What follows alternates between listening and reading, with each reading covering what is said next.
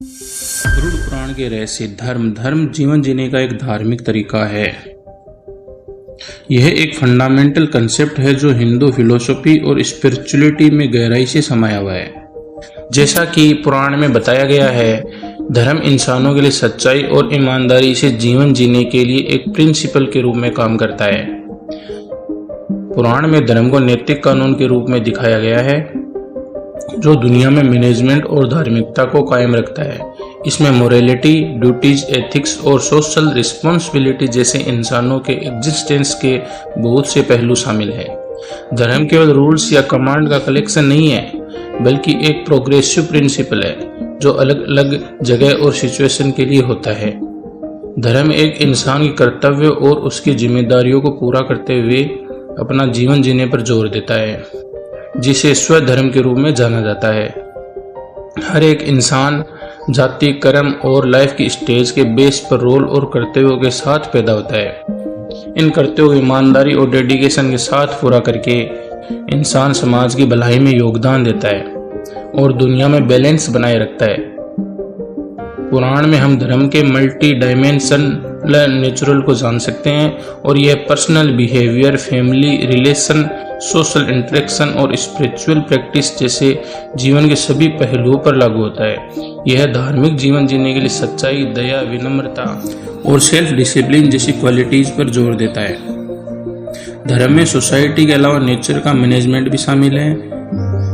गरुड़ पुराण में एनवायरनमेंट की जिम्मेदारी और नेचर के बैलेंस की सुरक्षा करना भी जरूरी बताया है। धर्म के इस पहलू से हमें ये पता चलता है कि दुनिया के सभी जीवों में एक आपसी कनेक्शन है और इन सभी को पृथ्वी के मैनेजमेंट की जिम्मेदारी निभाना कितना जरूरी है। द कर्म का कंसेप्ट हिंदू मान्यताओं में धर्म के साथ गहराई से हुआ है। हमारा प्रेजेंट और फ्यूचर हमारे पास्ट के किए गए कर्मों पर डिपेंड करता है। अपने कर्मों को धर्म के साथ हम एक पॉजिटिविटी क्रिएट करते हैं और मुक्ति की ओर। धर्म जीवन की प्रॉब्लम्स और चैलेंज का सामना मोरल वैल्यू के साथ करना सिखाता है। पुराण में अधर्म पर धर्म की विजय और धर्म के मार्ग से भटकने के परिणामों को दर्शाने वाली कई कहानियां हैं। यह कथाएं इंसानों को मुश्किल सिचुएशन और डिस्ट्रैक्शन के बावजूद भी अपनी मोरल वैल्यू को बनाए रखने के लिए इंस्पायर करती है। इंसानों के कर्म के अलावा धर्म में सामाजिक न्याय और समाज में इक्वलिटी और दया को देना शामिल है। पुराण समाज के सभी लोगों के, चाहे उनकी कास्ट, जेंडर या सोशल इकोनॉमिक कंडीशन कुछ भी हो, सही तरीके से बिहेव करने की सीख देता है। यह भेदभाव और शोषण को भी पाप की श्रेणी में रखता है। धर्म केवल एक धार्मिक कंसेप्ट नहीं है, बल्कि लाइफ जीने की एक फिलोसफी है जो लोगों को मोरालिटी, सोसाइटी और स्पिरिचुअलिटी की तरफ है ले जाती। धर्म के सिद्धांत को अपनाकर और उसकी वैल्यू को अपनी कोई भी ज़्यादा से ज़्यादा भलाई में योगदान दे सकता है और अपनी खुशहाली बना सकता है। अपनी स्पिरिट को डेवलप करना और अपने आप को पहचानना ही धर्म का गोल है। पार्ट 2, ब्रह्मांड का ज्ञान। ब्रह्मांड विज्ञान और पौराणिक कथाएं पुराण में एक दूसरे से मिली हुई हैं। माना जाता है कि यह प्राचीन ग्रंथ 8वीं और 10वीं शताब्दी के बीच रचा गया था, जो हिंदू ब्रह्मांड विज्ञान के अनुसार ब्रह्मांड के नेचर और उसके एग्जिस्टेंस और ब्रह्मांड की व्यवस्था को गहराई से समझाता है। पुराण हिंदू ब्रह्मांड की साइंस में पाए जाने वाले सब्जेक्ट को उजागर करते हुए यहाँ रह रहे हर एक जीव के जन्म से लेकर मृत्यु तक की डेवलपमेंट साइकिल को दिखाता है। यह ब्रह्मांड बहुत सी लेयर का एक स्ट्रक्चर है और अपने अलग अलग जगह और डायमेंशंस को समेटे हुए हैं। हर एक डायमेंशन के अपने रूल्स हैं, जिसमें अलग अलग तरह के जीव, देवता और राक्षस रहते हैं।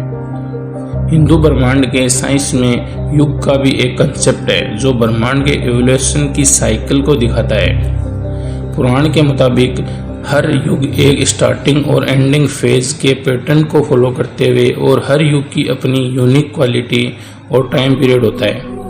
पुराण में 4 मेन युग बताए गए हैं: सतयुग, त्रेता युग, द्वापर युग और कलयुग। हर युग में पिछले युग से कम क्वालिटीज हैं। इसके अलावा पुराण में ब्रह्मांड के ओरिजिन और इसके डेवलपमेंट की स्टडी भी बताई गई है। यह ब्रह्मांड उस सृष्टि की सबसे चेतना मानी जाने वाली ब्रह्मा की दिव्य इच्छा से बना है। उन्हीं की एनर्जी से ही लाइफ के सबसे इम्पोर्टेंट एलिमेंट्स पृथ्वी, जल, अग्नि, वायु और आकाश प्रकट हुए।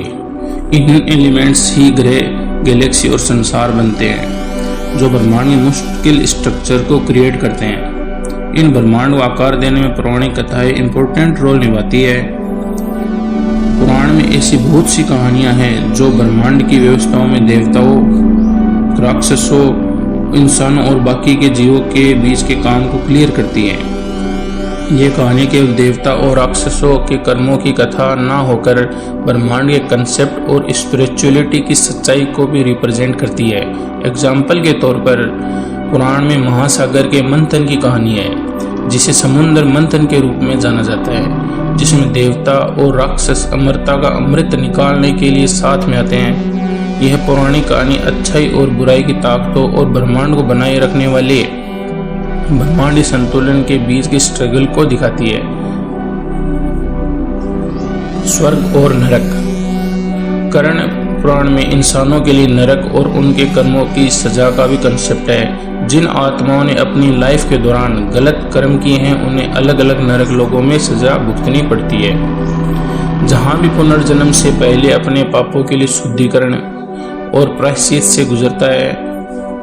पुराण में नरक को लोगों की एक सीरीज के रूप में दिखाया गया है, जिसमें हर एक लोग एक स्पेसिफिक पाप और अपराध के लिए बनाया गया है। इन लोगों को अलग अलग देवताओं द्वारा संभाला जाता है और इनमें राक्षसी जीव और सजा देने वाले लोग रहते हैं और पापी आत्माओं का सामना इन्हीं से। पुराण में नरक के आर्किटेक्चर और जियोग्राफी को डिटेल में बताया गया है।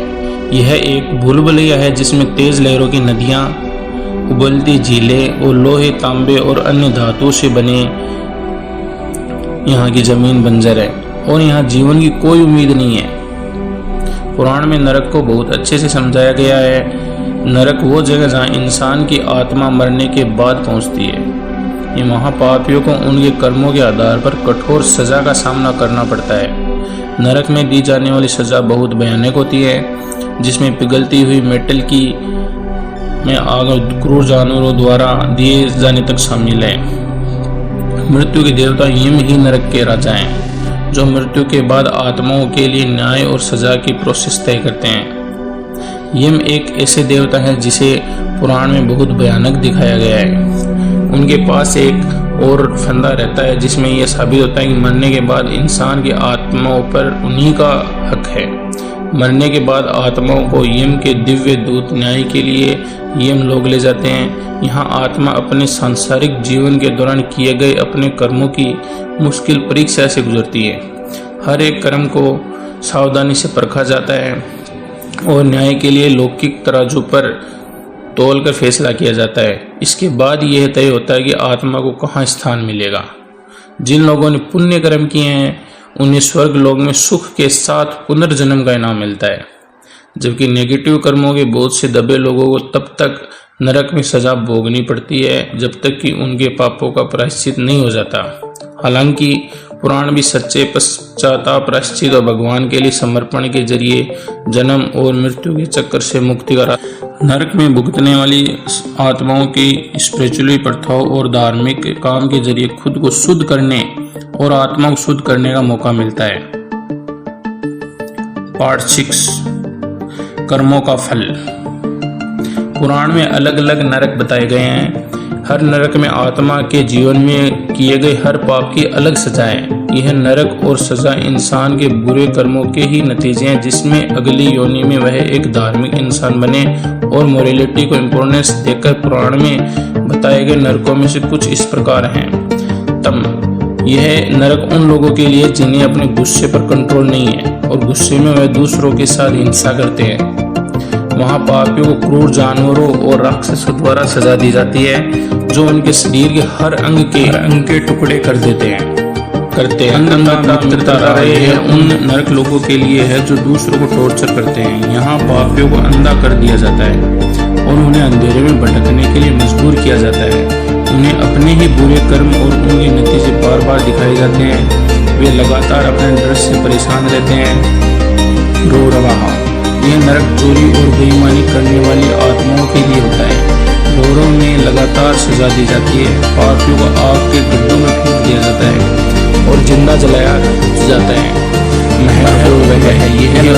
लोगों के लिए है जो विश्वासघात करते हैं और किसी दूसरे की अपनाने की कोशिश करते हैं। यहाँ पापियों को खोलते तेल में डुबाया जाता है और उग्र हथियारों से रक्षास्त्र द्वारा रक्षा दी जाती है। कुंभी पाक, यह नरक उन लोगों के लिए है जो कभी भी किसी से संतुष्ट नहीं होते हैं, वह हर बार ज्यादा की डिमांड करते हैं। इस नरक में पापियों को उबलते तेल या पानी से भरे बर्तनों में जिंदा पकाया जाता है, जो उनके लालची भूख का प्रतीक है। कालसूत्र रहा, यह नरक उन आत्माओं के लिए है जिन्हें अपनी वासना पर कंट्रोल नहीं होता और अपने जीवन साथी को धोखा देते हैं।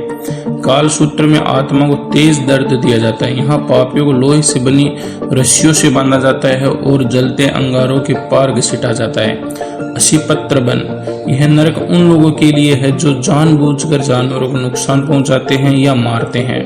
इस नरक में जंगली जानवरों पापियों का पीछा करते हैं और उन्हें टुकड़े टुकड़े कर देते हैं। उन्हें इसी दर्द का एहसास कराया जाता है जो उन्हें निर्दोष प्राणियों को दिया था। शुक्रमुख, यह नरक उन लोगों के लिए है जो अपने टीचर और मेंटर के साथ विश्वासघात करते हैं। शुक्रमुख में पापियों को गंदगी और मलमूत्र से भरे गड्ढों में फेंक दिया जाता है और उन्हें अपनी ही दुर्गति में डूबने के लिए मजबूर किया जाता है।